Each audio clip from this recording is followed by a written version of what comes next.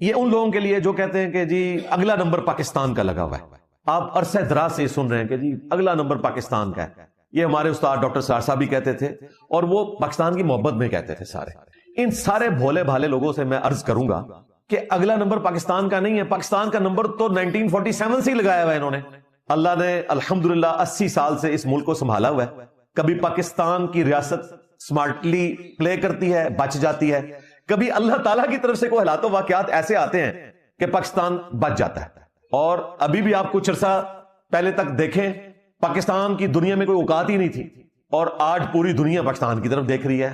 مئی 2025 کی جنگ کے بعد 9 مئی 2023 کا جو پاکستان کو زخم لگا تھا، اللہ نے 10 مئی 2025 کو نہ صرف اس زخم کو صاف کیا بلکہ پاکستان کو پوری دنیا میں عزت دی. اس لیے میں نے اپنی اسٹیبلشمنٹ سے بھی بارہا ویڈیوز کے ذریعے ریکویسٹ کی ہے. ظاہر ہے میرے ان سے کوئی تعلقات تو نہیں کہ میں ان کو ڈائریکٹ کہہ سکوں. ویڈیو میں نے کہنا ہوتا ہے کہ خدا کے لیے اب 9 مئی والا معاملہ اس کو درگزر کا معاملہ کریں اور آپ ہر سال 10 مئی کا دن منایا کریں. 9 مئی کے جو مقدمات ہیں ان کو آپ منطقی انجام تک پہنچائیں، لیکن اس دن کو نہ منائیں. یہ ہمارے لیے ایک سیاہ دن ہے. ظاہر ہے پاکستان کی اپنی نیشن کو ابھارا گیا ریاست کے خلاف. اس کو یاد کرنے کی بجائے 10 مئی کو یاد کریں جو اللہ تعالیٰ نے ہمیں پوری دنیا میں عزت دی. تو 9 مئی کا جو تاریخ دن ہے وہ اپنی موت خود ہی مر جائے گا. یہ میرا مشورہ ہے ہمیشہ اور مستقبل میں بھی میں دوں گا. اگرچہ اب کل وہ فیصلہ بھی آ گیا ہے GHQ حملہ کیس کا اور اس میں کئی لوگ اشتہاری بھی ڈکلیئر ہو گئے ہیں. 10 سال کی سزائیں ہو گئی ہیں. ٹھیک ہے، اس سال 9 مئی کا دن نہیں بنایا پاکستانی فوج نے تاریخ ڈے کے طور پر. تو ہم امید کرتے ہیں کہ بس اس کو اب تاریخ دن منانے کی بجائے اب 10 مئی کو دن منایا کریں. پاکستان کو اللہ تعالیٰ نے عزت دی اور اسی کے اوپر ایمفسائز کریں. تو پاکستان کا انشاءاللہ نمبر اس طرح کا نمبر کبھی نہیں لگے گا انشاءاللہ تعالیٰ. پاکستان نے اللہ کے فضل سے جو قربانیاں دے کر ایٹم بم بنایا تھا، آج وہ ایٹم بم ہمارے کام آیا ہوا ہے. ہاں الحمدللہ. لوگ یہ جو آپ کو مشورے دیتے ہیں کہ جی ایٹم بم کس دن کے لیے رکھا ہوا، چلائیں، کیا کریں، کہاں چلائیں، یا دماغ کام کرتا ہے ان لوگوں کا؟ یہ پٹاخہ جو آپ نے چھوڑنا ہے. ایٹم بم چلانے کا مطلب پتا ہے آپ کو کیا ہے؟ آج لوگ ڈرے ہوئے ہیں کہ شاید ٹرمپ اپنی جنگ جیتنے کی خاطر ایران کے اوپر ایٹم بم پھینک دے. جس طرح اس وقت جاپان کے شہنشاہ کا دماغ سیدھا کرنے کے لیے ورلڈ وار 2 میں امریکہ نے ایٹم بم پھینکا اور اس نے سرنڈر کیا. وہ یہ سمجھتے ہیں کہ ایران سرنڈر کرے گا. بھائی وہ ورلڈ وار 2 تھی. اب یہ جو ورلڈ وار 3 ہے نا، اس کے اندر اگر کسی ملک نے ایٹم بم استعمال کیا تو وہ یہ نہ سمجھے کہ یہ ایٹم بم جو ہے وہ اپنے مخالف کے خلاف استعمال کر کے سکون سے گھر میں بیٹھے گا. پھر ایک ایک کر کے سارے ایٹم بم باہر نکل آئیں گے. وہ موٹو تو تیار بیٹھا ہوا ہے کم، وہ تو کہہ رہے ہیں منو کام دسو. ہاں ظاہر ہے یہ پھنسے ہوئے. اب جب کوئی پھنسا ہوتا ہے، ادھر ساؤتھ کوریا بھی شور مچا رہا ہے کہ جی ہمارے پاس جو میزائل ہیں وہ آپ یہیں رہنے دیں، یہ لے گئے تو کہیں موٹو نہ ادھر آ جائے ہمارے پاس. شکل اس کی معصوم سی ہے، کیوٹ ہے، اور اس کی تعلیم ساری ہوئی ہے گوروں کے پاس. بچپن میں تو یہ بڑا یعنی اچھا سا تھا، اور جب اس کا والد فوت ہوا ہے تو آپ دیکھیں بالکل چھوٹے بچوں کی طرح رو رہا ہے. لیکن اس کے کارنامے دیکھیں، اس نے کسی کو نہیں چھوڑا ہوا. یہ المیہ ہے، یہ اس دور کا ہٹلر ہے. یہ انسانیت کے منہ کے اوپر دھبا ہے کہ 21ویں صدی میں نارتھ کوریا میں کروڑوں لوگ ایک شخص کی تکلیف کاٹ رہے ہیں، اس کی جیل کے اندر ہے. یہ آنے والی نسلیں یاد کریں گی کہ 21ویں صدی میں اس ماڈرن سیولائز ورلڈ کے اندر اس موٹو جیسی بلائیں بھی موجود تھیں، جبکہ دنیا نے ورلڈ وار 2 کے بعد لرن کیا تھا کہ آپ کوئی دوبارہ ہٹلر نہ آئے. تو اس اعتبار سے تو یہ ایک تکلیف دہ چیز تھی. لیکن یہ ایٹم بم اگر خدا نخواستہ چلایا امریکہ نے تو پھر ایک ایٹم بم نہیں چلے گا، پھر کئی ایک ایٹم بم چلیں گے. ظاہر ہے کہ پھر لوگوں نے اپنی سروائیول کے لیے پھر آگے چلنا ہے. اب تو کسی کی بدماشی نہیں ہوگی. اس وقت تو ایٹم بم ہے ہی صرف امریکہ کے پاس تھا نا، یہ بھی آپ کو پتا ہے نا. ایٹم بم صرف امریکہ کے پاس تھا. مین ہیٹن ان کا پروجیکٹ تھا، 1.5 لاکھ بندہ انہوں نے بھرتی کیا تھا، 4 سے 5 سال میں ایٹم بم بنا لیا تھا. حضرت آئنسٹائن نے فارمولہ دیا تھا E=mc². جب ہمارے اعلیٰ حضرت حسام الارمین لکھ رہے تھے 1905 میں، اور المفند لکھی جا رہی تھی اس وقت 1905 کے اندر، آئنسٹائن نے اسپیشل تھیوری آف ریلیٹیوٹی دی اور بعد میں جنرل تھیوری آف ریلیٹیوٹی، اور یہ ایکویشن انسانیت کے حوالے کی پازیٹو مقصد کے لیے. لیکن اس کا پھر نیگیٹو مقصد بھی پورا کیا لوگوں نے، پازیٹو بھی. تو اس وقت تو صرف ایٹم بم تھا امریکہ کے پاس. اب تو ڈکلیئرڈ پاورز ہی آپ دیکھ لیں 7 ہیں. 5 تو وہ سپر پاورز، امریکہ، UK، فرانس، چائنا اور رشیا، اور اس کے بعد انڈیا اور پاکستان. یہ 7 تو ڈکلیئرڈ ہیں، اور انڈکلیئرڈ آپ 2 اور شامل کر لیں، اسرائیل اور نارتھ کوریا. نارتھ کوریا کا کنفرم نہیں ہے، لیکن لگتا یہ ہے کہ چائنا نے ان کو اپنی پراکسی بنایا ہوا ہے. ایک طرف دیکھیں چائنا کتنا معصوم بنتا ہے، اور دوسری طرف اس معصوم کو بھی انہوں نے پالا ہوا ہے. ٹھیک ہے. تو یہ ورلڈ پالیٹکس ہے بھائی، اللہ تعالیٰ بچائے جی اس پالیٹکس سے اور دنیا کو رہنے کے قابل بنائے. تو یہ پاکستان نے جو قربانیاں دے کر، پاکستان کے عوام نے ٹیکسز دے کر ایٹم بم بنایا تھا، تو آج ہمارے کام آ رہا ہے. تو یہ کوئی پٹاخہ نہیں ہے جو آپ نے چھوڑ دینا جی ایٹم بم چلا دیں. کدھر چلا دیں؟ ایٹم بم چلا دیں جا کے امریکہ کے اوپر، دنیا کے دوسرے کونے میں بیٹھا ہوا ہے، کتنا اس کو ایڈوانٹیج ہے، ادھر کو پہنچ ہی نہیں سکتا. اسی لیے تو ہر جگہ پنگے لیتا ہے، یہ نیچرل پروٹیکشن ہے اس کو. تو اسرائیل کے اوپر بھی پھینکیں گے تو آپ کیا سمجھتے ہیں کہ اس کے بعد وہ سکون سے بیٹھے رہیں گے؟ دنیا کو آپ نے ختم کرنا ہے. دنیا اللہ نے اس لیے بنائی ہے کہ ایٹم بم ایک دوسرے کو مار کے تو آپ ختم ہو جائے. ایٹم بم جو ہے وہ ہاتھی کے دانت ہیں، دکھانے کے لیے. اس کی وجہ سے آپ کا دشمن آپ کے اوپر چڑھائی نہیں کرتا. آج انڈیا اگر رکا ہوا ہے تو وہ ہماری داڑیوں اور پگڑیوں کی وجہ سے نہیں رکا ہوا، نہ وہ داتا صاحب کے مزار کی وجہ سے رکا ہوا ہے، نہ عبداللہ شاہ غازی نے اس کو روکا ہوا ہے. ہاں، یہ حضرت آئنسٹائن کا جو فارمولا ہے نا، E=mc²، اس کی برکت سے جو ہمارے حضرت ڈاکٹر عبد القدیر صاحب رحمہ اللہ نے محنت کی، اور ہمارے حضرت جو ڈاکٹر سمر مبارک من صاحب ہیں حافظہ اللہ تعالی، اور باقی وہ حضرت جن کے نام بھی لوگوں کو نہیں پتا، ان کی کنٹریبیوشن ان سے بھی زیادہ ہے. کچھ ان میں سے زندہ ہیں، کچھ فوت ہو چکے. ان سب لوگوں کی محنت ہے. اور الٹیمیٹلی یہ حضرت گریٹ برٹن کی بھی مہربانی ہے کہ انہوں نے اتنی آرگنائزڈ آرمی ہمیں دی وراثت میں. ہاں، ادروائز پاکستان کے پاس اگر وہ آرمی نہ ہوتی جو گورے ہمیں دے کے گئے ہیں تو ہمارے پاس ایٹم بم بھی نہ ہوتا. یہ ذہن میں رکھیے گا. ظاہر ہے یہ سب کچھ پاکستان کی آرمی کے انڈر ہوا ہے نا. جتنے اٹامک انرجی کے ادارے ہیں، انہوں نے کام جو کیا ہے سارا آرمی کی سیکیورٹی میں کیا ہے. بجٹ سارا آرمی نے ارینج کیا، اور ظاہر ہے ملک کی سیکیورٹی کو انہوں نے ہی دیکھنا تھا. تو اگر یہ گریٹ برٹن کی فوج نہ ہوتی اتنی آرگنائز، یہ بھی میں کریڈٹ گوروں کو دیتا ہوں، تو آج ہمارے پاس ایٹم بم نہ ہوتا. تو یہ ایٹم بم جو ہے ڈیٹرنس کے لیے ہے. ہمارا میزائل پروگرام ڈیٹرنس کے لیے ہے. پہلے ایٹم بم تھا، پھر پاکستان نے سوچا کہ ایٹم بم کسی ملک تک پہنچانے کے لیے اگر خدا نہ خواستہ پہنچانا پڑ گیا تو ہمارے پاس لوڈنگ ڈیوائس بھی ہمیں چاہیے. پھر میزائل پروگرام شروع ہوا، اور وہ بے نظیر کو کریڈٹ جاتا ہے. اس نے اپنے دور کے اندر یہ پروگرام شروع کیا، جس طرح اس کے والد نے ایٹامک انرجی کا یہ پروگرام شروع کیا. 1996 میں جب وہ پرائم منسٹر بنی تو یہ میزائل پروگرام شروع ہوا. اور پھر 99 میں نواز شریف صاحب کو کریڈٹ جاتا ہے کہ اس وقت دھماکے ہوئے. اور پھر مشرف صاحب کو اس حوالے سے کریڈٹ جاتا ہے. اگرچہ میں ان سے بہت اختلاف رکھتا ہوں، لیکن یہ کریڈٹ ان کا ہے. انہوں نے نیسکوم کا ادارہ بنا کے کئی ادارے ایک جگہ جمع کیے، اور پاکستان کے میزائل پروگرام کو ایپیکس کے اوپر پہنچانے والا اگر کوئی بندہ ہے تو وہ پرویز مشرف ہے. اس زمانے میں اس نے ڈاکٹر سمر مبارک من کو ہیڈ بنایا ان سارے اداروں کا. اور پھر ہمارے یہ پروگرام شاہین میزائل کا، غوری میزائل کا، ابدالی کا، یہ سارے کے سارے پروگرام چلنا شروع ہوئے. اور اس کے بعد پھر پیپلز پارٹی کی گورنمنٹ آئی، یا نون لیگ کی، یا پی ٹی آئی کی. ہمارے اس ڈیفنس کے پروگرام کے اوپر کبھی کسی نے کٹ نہیں لگایا، ہمیشہ سب نے سپورٹ کیا. ظاہر پاکستان کی سیکیورٹی کو کسی اعتبار سے بھی کمپرومائز نہیں کیا جا سکتا. لہٰذا اس حوالے سے ہمیں اپنی اس کمزور اکانومی کے پوائنٹ آف ویو سے یہ بات ذہن نشین رکھنی چاہیے کہ ہم جو اپنی سیکیورٹی کے اوپر پیسہ لگا رہے ہیں تو وہ پیسہ آج ہمیں پے کر رہا ہے.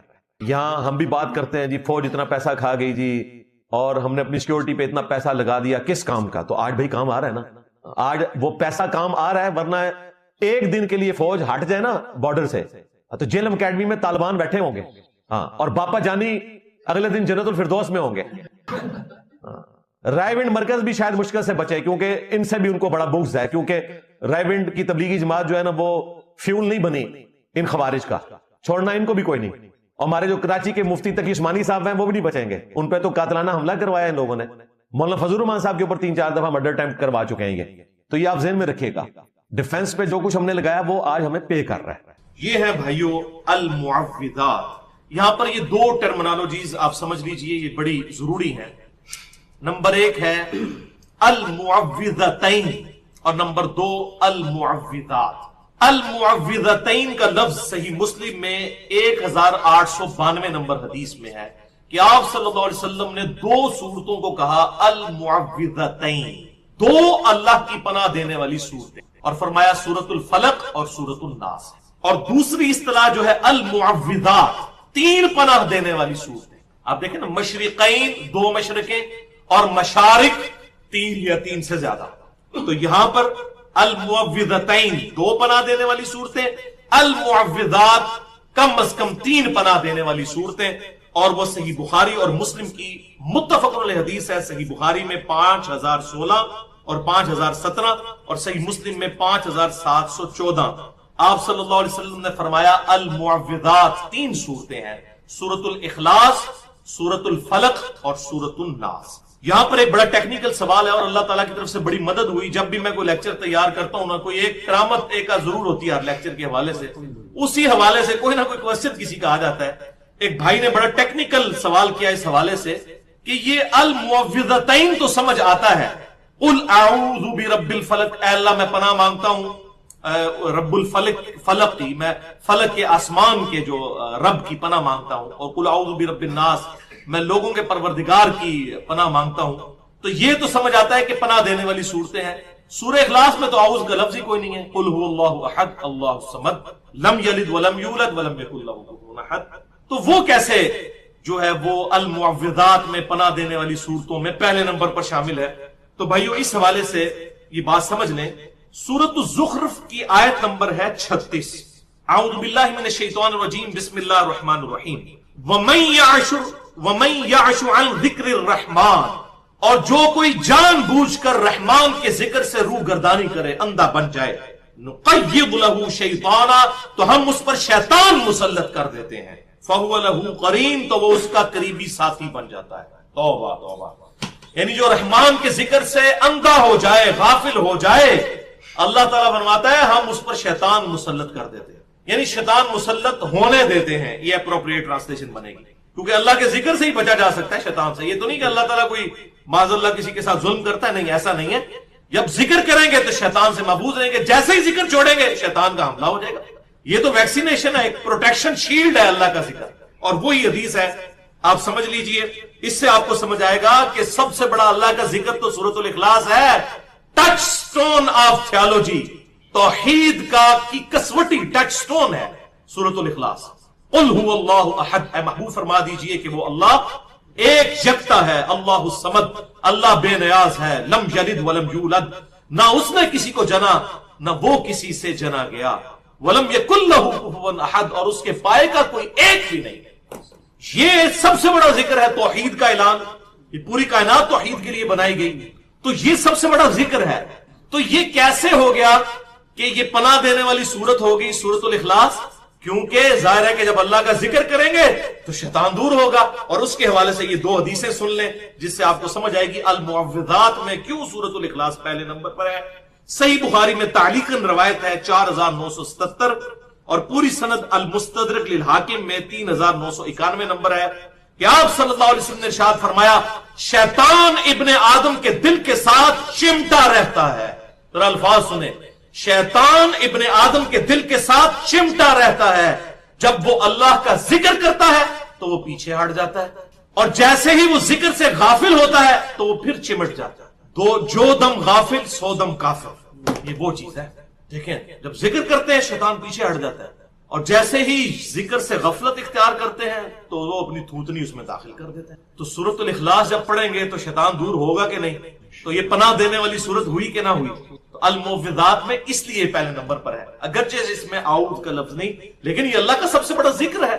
اور دوسری حدیث جامعہ ترمذی میں 2863 ہے کہ سیدنا یحییٰ ابن زکریا علیہ السلام علی نبینا علیہ الصلوۃ والسلام کی طرف اللہ نے وحی کی، یہ حدیث قدسی ہے کہ بنی اسرائیل کو یہ بتا دو کہ میرے ذکر کی مثال اس شخص کی سی ہے کہ جس کے کئی دشمن ہو، اور وہ ان دشمنوں سے بچنے کے لیے کسی مضبوط قلعے میں پناہ لے لے، تو شیطان جو سب سے بڑا دشمن ہے اس کے اگینسٹ پناہ لینے کا واحد ذریعہ میرا ذکر جو ہے، اس کے ذریعے آپ اللہ کی پناہ حاصل۔ تو حدیث یاد کر لیں جو میں نے جس سے لیکچر کا آغاز کیا تھا، جو ہمارے بلو کارڈ اور گرین کارڈ پہ بھی ہے، بخاری اور مسلم کی متفق علیہ حدیث کہ آپ صلی اللہ علیہ وسلم نے فرمایا، جو اللہ کا ذکر کرتا ہے وہ زندہ کی مثل ہے، اور جو اللہ کا ذکر نہیں کرتا وہ مردہ کی مثل۔ اب آ جائیے ان صورتوں کے حوالے سے فضیلت کے اعتبار سے 10ویں سورت سورۃ الاخلاص، سورت نمبر 112، بخاری اور مسلم کی متفق علیہ حدیث ہے، صحیح بخاری میں 7374، صحیح مسلم میں 1886۔ آپ صلی اللہ علیہ وسلم نے فرمایا، کیا تم میں سے کوئی شخص یہ استطاعت رکھتا ہے کہ رات کے وقت میں 1/3 قرآن پڑھ لے، 1/3 آف قرآن؟ تو صحابہ نے کہا یہ کیسے ہو سکتا ہے؟ تو آپ صلی اللہ علیہ وسلم نے فرمایا، سورۃ الاخلاص 1/3 قرآن کے برابر، 1/3 آف قرآن۔ اور اس کی ایکسپلینیشن ثواب کے اعتبار سے تو ہے، ویسے بھی ٹیکنیکلی بھی آپ دیکھیں کہ قرآن حکیم میں مینلی بیان کیا ہوا ہے؟ عقیدہ توحید. 1/3 آیات میں تقریباً عقیدہ توحید بیان ہوا ہے، اور اسی طریقے سے 1/3 آیات کے اندر اللہ تعالیٰ نے فکر آخرت کے حوالے سے بیان کیا ہے، اور 1/3 آیات میں تقریباً احکام شریعت کے آئے ہیں. تو اس لحاظ سے بھی یہ 1/3 ہے عقیدہ توحید کے حوالے سے. ایک اور حدیث ہے صحیح بخاری میں 7375، صحیح مسلم میں 1890، کہ آپ صلی اللہ علیہ وسلم نے ایک شخص کو ایک لشکر کا امیر بنایا، تو وہ جب بھی ان کو نماز پڑھاتا اپنے ساتھیوں کو، تو وہ شخص ہر قرات کا اینڈ جو ہے وہ سورۃ الاخلاص پہ کرتا. یہ کوئی سورت پڑھی پھر اینڈ پہ پڑھا قل هو اللہ احد اللہ الصمد لم یلد ولم یولد ولم یکن لہ کفوا احد. اب صحابہ نے آ کر حضور کو شکایت کی کہ یہ بار بار یہ سورت پڑھتا ہے، یہ سورت کیوں بار بار پڑھتا ہے؟ باقی سورت پڑھ جو لی، یہ کیوں پڑھتا ہے؟ تو آپ صلی اللہ علیہ وسلم نے فرمایا کہ اس سے پوچھو کہ یہ کیوں پڑھتا ہے. اللہ. تو اس نے کہا کہ میں اس لیے یہ سورت کو پڑھنا محبوب رکھتا ہوں کہ اس میں میرے رب کی رحمان کی صفت کا بیان ہے. تو آپ صلی اللہ علیہ وسلم نے فرمایا اسے کہہ دو کہ پھر رحمان اور اللہ بھی اس سے محبت کرتا ہے جو سورہ الاخلاص سے محبت. الحمدللہ. تو اپنی عادت بنائیں کہ سورۃ الاخلاص کو زیادہ سے زیادہ پڑھا کریں. الحمدللہ ہم تو جاری نمازوں میں باقی سورتوں کے ساتھ اس کو بھی بسا اوقات ملاتے ہیں تاکہ یہ ثواب بھی ملے. صحیح بخاری میں 774 نمبر حدیث ہے ایک اور، کہ آپ صلی اللہ علیہ وسلم سے ایک شخص نے عرض کیا اللہ کے رسول صلی اللہ علیہ وسلم میں سورہ اخلاص سے محبت کرتا ہوں. تو آپ صلی اللہ علیہ وسلم نے فرمایا کہ تجھے یہ محبت جنت میں لے جائے گی انشاءاللہ. یہ محبت یہ نہیں ہے کہ صرف سورہ اخلاص پڑھ لینا. سورہ اخلاص کے اندر توحید کا بیان ہے. یہ تو نہیں ہے کہ آپ سورہ اخلاص میں توحید کا بیان کر رہے ہوں اور بعد میں آپ جو ہے وہ ایسے عقیدے اڈاپٹ کر لیں جو توحید کے منافی ہوں. اس میں تو ایک اللہ سے ہونے کا یقین پیدا کیا ہے، اس کے بعد کوئی دیوی دیوتاؤں سے یا بزرگوں سے ان لوگوں سے اپنے عقیدے وابستہ کر رہے تو اس کے سورہ اخلاص پڑھنے کا کوئی فائدہ نہیں. وہ تو اسی طریقے سے ہے جیسا کہ قادیانی قرآن پڑھتا رہے، جب تک ختم نبوت کا عقیدہ اس کا کلیئر نہیں ہے اس وقت تک اس کا ما کان محمد ابا احد من رجالکم ولکن رسول اللہ و خاتم النبیین چاہے وہ 1000 دفعہ پڑھتا رہے، جب تک وہ اس کے اندر جو کیڑا گھس گیا ہے وہ امتی نبی اور حقیقی نبی کے حوالے سے، وہ جب تک کیڑا نہیں نکلے گا اس وقت تک اس کے لیے آیات فائدہ مند ہی نہیں ہوگی. اسی طریقے سے سورۃ الاخلاص بھی اسی کے لیے فائدہ مند ہے جو توحید کا عقیدہ صحیح رکھے. اور اس پہ میری گفتگو ہے مسئلہ نمبر 3 دعا صرف اللہ ہی سے، اور اسی کی ایکسٹینشن ہے مسئلہ نمبر 43 وسیلہ اور توسل کے صحیح احکام و مسائل.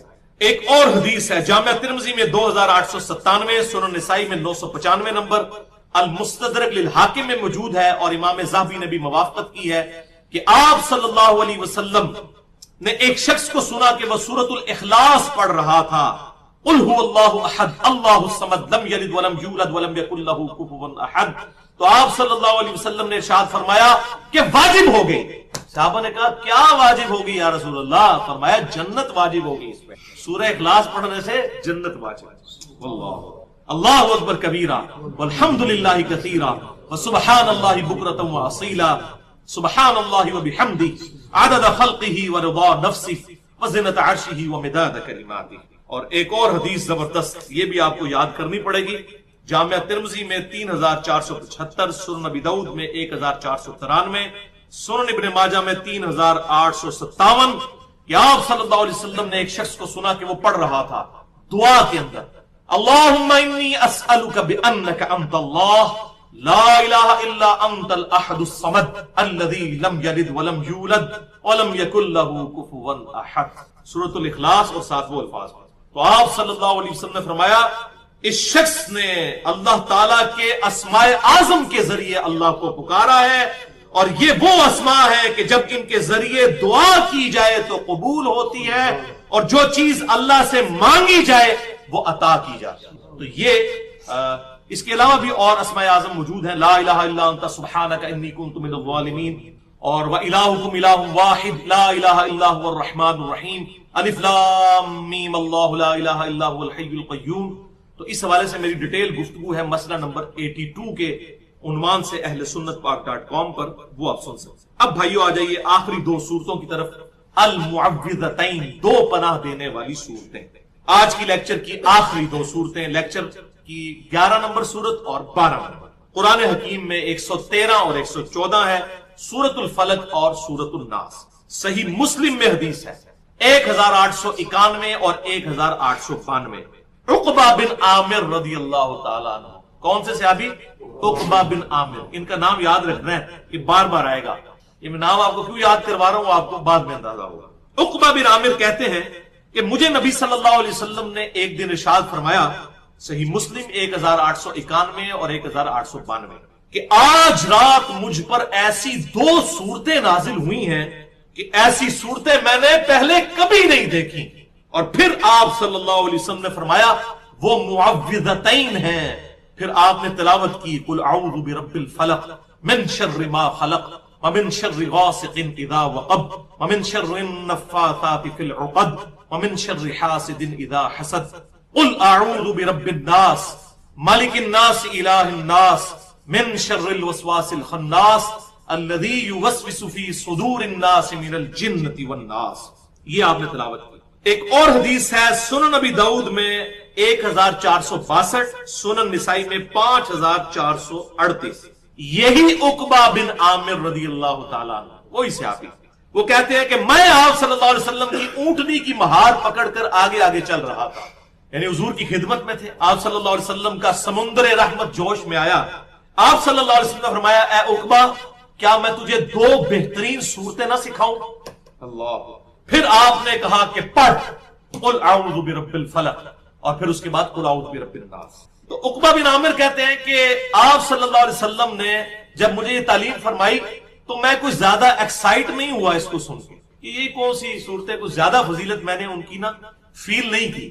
تو آپ صلی اللہ علیہ وسلم نے جب مجھے دیکھا کہ میں زیادہ خوش نہیں ہوں، یہ الفاظ ہیں حدیث، زیادہ خوش نہیں ہوا، ایکسائٹ نہیں ہوا، اور میں نے انڈر ایسٹیمیٹ کیا ہے ان صورتوں کی فضیلت کو یعنی باقیوں کے مقابلے پر، تو آپ صلی اللہ علیہ وسلم نے اس سفر کے دوران فجر کی نماز میں یہی دونوں صورتیں پڑھی، قل اعوذ برب الفلق اور قل اعوذ برب الناس. اور آپ نے سلام پھیرتے ہی کہا اے عقبہ تو نے کیسا پایا ان 2 صورتوں کو؟ یعنی اب بھی تجھے یقین نہیں آئے گا کہ میں نے سب کچھ چھوڑ کر سورہ الفلق اور سورۃ الناس کو اپنی فجر کی نماز میں پڑھا ہے. اب بھی تجھے اس کی فضیلت کے اعتبار سے یقین نہیں آیا؟ مراد یہ. بلکہ ایک جامع حدیث اسی حوالے سے جامع ترمذی میں 2903 اور سنن نبی داؤد میں 1523 نمبر ہے. یہی عقبہ بن عامر کہتے ہیں کہ مجھے آپ صلی اللہ علیہ وسلم نے حکم فرمایا کہ میں ہر نماز کے بعد المعوذتین قل اعوذ برب الفلق اور قل اعوذ برب الناس پڑھا کروں اور سورۃ الاخلاص بھی پڑھا کروں. یہ تینوں صورتیں میں ہر نماز کے بعد پڑھوں. عقبہ بن عامر جو ہے نا ان کو آپ صلی اللہ علیہ وسلم دیکھیں کس طرح تعلیم فرما رہے ہیں، اور یہی بات ختم نہیں ہوئی. ایک اور حدیث ہے سنن نسائی میں 954 نمبر اور المستدرک للحاکم میں بھی موجود ہے، امام ذہبی نے بھی اس کی موافقت کی ہے. یہی عقبہ بن عامر کہتے ہیں کہ میں نے پوچھا یا رسول اللہ صلی اللہ علیہ وسلم کیا میں قرآن میں سورہ ہود یا سورہ یوسف نہ پڑھوں فضیلت کے لیے؟ تو آپ نے فرمایا تم اللہ کے ہاں سورۃ الفلق سے بلیغ کوئی صورت نہیں پڑھ سکو گے. یعنی یہ صورتیں سورہ ہود یا سورہ یوسف بھی پڑھ لو لیکن سورۃ الفلق کے مقابلے کی کوئی صورت نہیں. اللہ اکبر کبیرہ والحمدللہ کثیرہ وسبحان اللہ بکرۃ واصیلا. اب وہ کلائمیکس آ رہا ہے جناب اس کا جو میرے لیے بہت حیران کن حدیث ہے، اور حالانکہ یہ مین سٹریم کی کتابوں میں تھی لیکن مجھ سے ابھی تک اوور لک ہوئی. میں وہ حیران کن حدیث اسی حوالے سے آپ کو بیان کر دوں. جامعہ ترمذی میں انٹرنیشنل نمبر کے مطابق 2058، سنن نسائی میں 5496، سنن ابن ماجہ میں 3511. یقین کریں آپ وجد کر اٹھیں گے یہ حدیث سن کر. شیطان یہ حدیث نہیں سننے دے گا. یقین کریں جب سے میں نے سنی ہے یہ حدیث میں نے پڑھی ہے، یہ 5-6 دن سے تو میرے دماغ کی کیفیت ہی بدلی ہوئی ہے. جو بندہ مجھے ملتا ہے نا میں اس کو یہی حدیث سناتا ہوں. ترمذی، سنن نسائی، سنن ابن ماجہ میں ابو سعید خدری کہتے ہیں رضی اللہ تعالیٰ عنہ کہ رسول اللہ صلی اللہ علیہ وسلم شریر جنوں اور شریر انسانوں کی نظر بد سے بچنے کے لیے، ان کی طرف سے تکلیف سے، جادو ٹونا سے، ان کی طرف سے آنے والی پریشانیوں اور مصائب سے بچنے کے لیے انسانوں اور جنوں دونوں کے اللہ کی پناہ طلب کیا کرتے تھے، مختلف دعائیں مانگا کرتے تھے آپ صلی اللہ علیہ وسلم. لیکن جب المعوذتین نازل ہو گئیں، قل اعوذ برب الفلق اور قل اعوذ برب الناس، تو آپ صلی اللہ علیہ وسلم نے تمام دعائیں چھوڑ دی اور صرف انہی 2 صورتوں کو پکڑ لیا. قل اعوذ برب الفلق من شر ما خلق ومن شر غاسق اذا وقب ومن شر النفاثات في العقد ومن شر حاسد اذا حسد قل اعوذ برب الناس مالک الناس الہ الناس من شر الوسواس الخناس الذی یوسوس فی صدور الناس من الجنۃ والناس. اور کیا معمول ازمایا آپ نے، آپ صلی اللہ علیہ وسلم نے اپنا لیا معمول کے ساری دعائیں چھوڑ کر یہی سب کو کفایت کرنے والی ہیں. رات کو سونے سے پہلے بھی آپ کو پتہ یہ تین دفعہ پڑھتے تھے. اب وہ 3 حدیثیں ہیں اسی حوالے سے میں اینڈ پہ بیان کر دوں. المعوذات کے حوالے سے آخری 3 صورتیں، سورۃ الاخلاص، سورۃ الفلق اور سورۃ الناس. پہلی حدیث بخاری اور مسلم کی متفق علیہ حدیث ہے. بخاری میں 5016 اور 5017، مسلم میں 5714. اب عائشہ رضی اللہ تعالیٰ عنہ کا بیان ہے کہ آپ صلی اللہ علیہ وسلم جب رات کو بسترے پر تشریف لے جاتے تو آخری 3 صورتیں المعوذات پڑھ کر اپنے ہاتھوں پر پھونک کر پورے جسم پر ملا کرتے جہاں تک ہاتھ پہنچتا تھا. اور جب آپ بیمار ہو گئے تو میں یہ صورتیں پڑھ کر آپ صلی اللہ علیہ وسلم کے مبارک ہاتھوں پر پھونکتی اور آپ کے مبارک ہاتھوں کو آپ کے ہی جسم پر پھیرا کرتی. اپنے ہاتھوں کو نہیں، پوائنٹ ٹو بی نوٹڈ، کیونکہ آپ کے ہاتھ تو پھر آپ کے ہاتھ ہیں صلی اللہ علیہ وآلہ وسلم. اور مسلم میں الفاظ حیران کن ہے 5714. یہ تحفہ لے لیں آج کا، 5714 صحیح مسلم کہ آپ صلی اللہ علیہ وسلم کے گھر والوں میں سے جب کوئی بیمار ہو جاتا تو آپ صلی اللہ علیہ وسلم یہی آخری 3 صورتیں پڑھ کر دم ڈالا کرتے. اور جی تہاڈا مسئلہ حل ہو گیا، تو داڑھی دیکھ کے نا کسی کو کہتے ہیں جناب دم پا دو. پائی جی دم آسان ترین دم، ایک تو سورۃ الفاتحہ آپ پچھلی دفعہ سن چکے، آخری 3 صورتیں پڑھ کر آپ صلی اللہ علیہ وسلم اپنے گھر کے مریضوں کو، صحیح مسلم 5714، آپ صلی اللہ علیہ وسلم بیمار لوگوں کو، اپنے گھر والوں کو دم ڈالا کرتے. رات کو سونے سے پہلے دیکھیں آپ نے جنوں سے پناہ دینی ہے، بچوں کو نظر بد سے دینی ہے.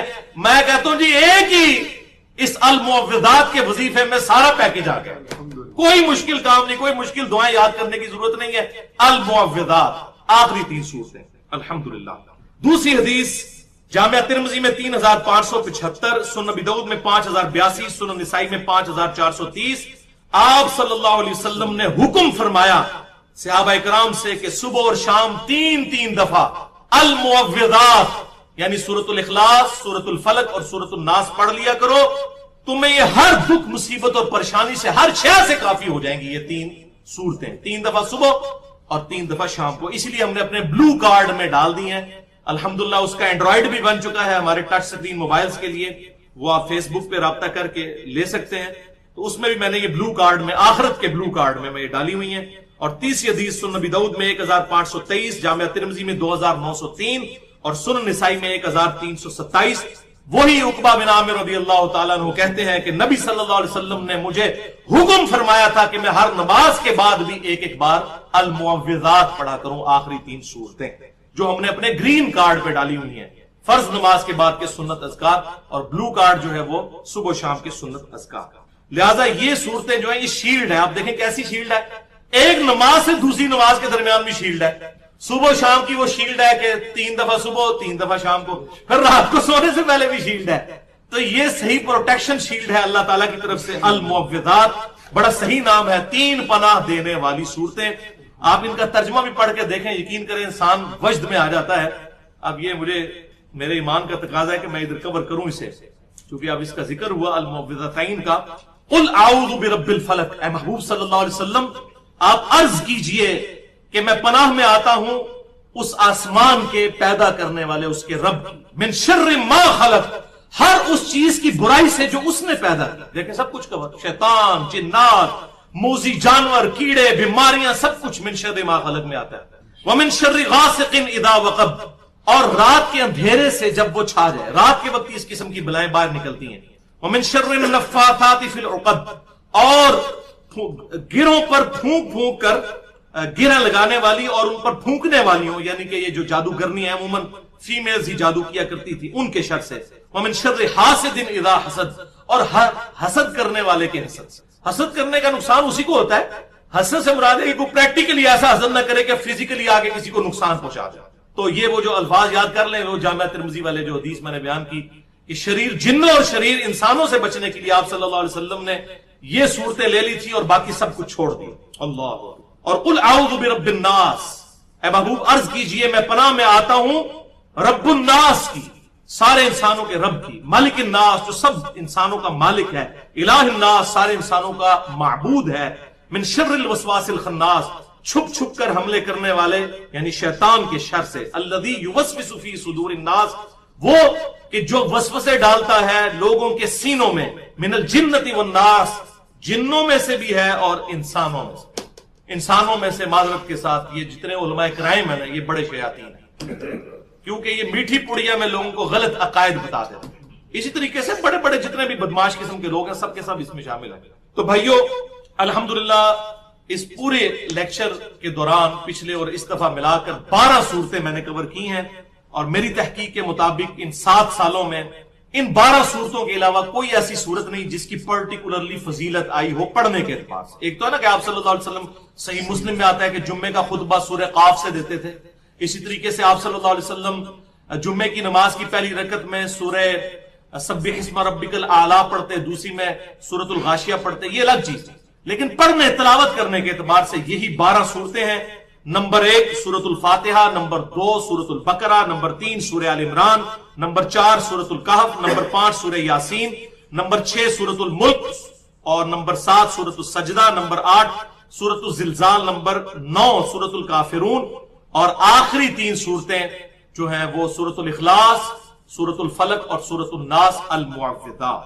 لیکن انصاف کا تقاضا ہے کہ میں ایک روایت یہاں پر ضرور بیان کر دوں جو جامعہ ترمذی میں 5057 اور سنن نبی داؤد میں 2921 ہے کہ اللہ کے نبی صلی اللہ علیہ وسلم رات کو سونے سے پہلے المسبحات یعنی سبحہ سے شروع ہونے والی 7 صورتیں پڑھا کرتے تھے، اور فرمایا کرتے تھے ان میں ایک آیت ہے جو 1000 آیات کے برابر ہے، ان سے افضل ہے، بلکہ سورہ بنی اسرائیل، سورۃ الحدید، سورۃ الحشر، سورہ الصف، سورۃ الجمعہ، سورۃ التغابن اور سورۃ الاعلی۔